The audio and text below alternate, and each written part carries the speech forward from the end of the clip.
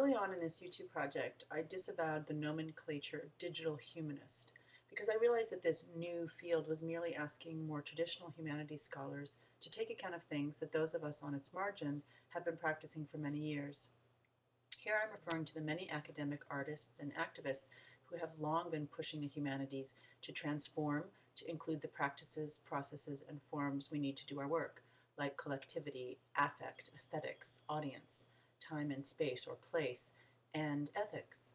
As my YouTube project matures, however, I realize that what I had previously done in the name of integrated hybrid humanities processes and theories towards AIDS or anti-war activism, for instance, was nevertheless a continuing, if conscious, siloing of my efforts.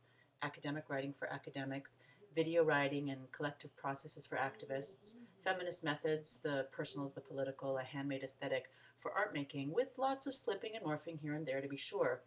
While my content stayed relatively consistent, I self-consciously altered forms to match my various goals inside and outside academia. Attempting to publish this book has radically pushed my sense of my own practice because its online habitat raises the possibility or even likelihood of a reintegration of these relatively distinct communities and forms.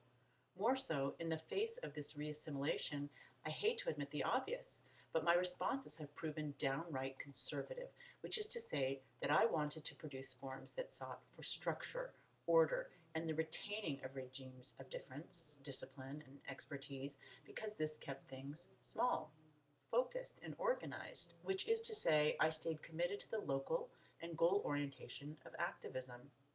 And because this allows me to express ideas through affect, personal experience, and within a community and from a place, which is to retain the vocabularies of feminist art to which I am committed.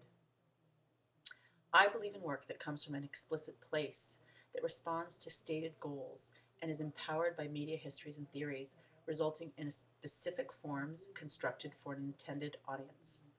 I do not think these are generic objects that can go viral. I do not think these are boundaryless bits that keep growing and linking. I am afraid of your ire at my conservative, old-fashioned values, and I'm sure you can give me examples of large, multi-vernacular flattenings that work, and I thank you for these examples. However, I want for what I have learned from 20 years pushing at the humanities and 2 more years working on YouTube to complement this new conversation. When I watch the Jerkin video that James alerted me to, it is not the fact that it has gained over 1 million views that moves me. Rather, it is that this video came from some place, South Central LA by the looks of it, before it went to any place or every place or no place.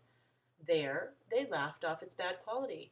That was outside their point. It was made for these people, for something.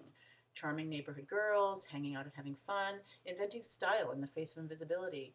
Before it was useful for many people, for many things. And sure, it's already in the New York Times and record deals have been made, but even so, alongside this corporate culture, this terrain of outsiders, regular people like me, use YouTube against itself to build all the parts of a radical media movement.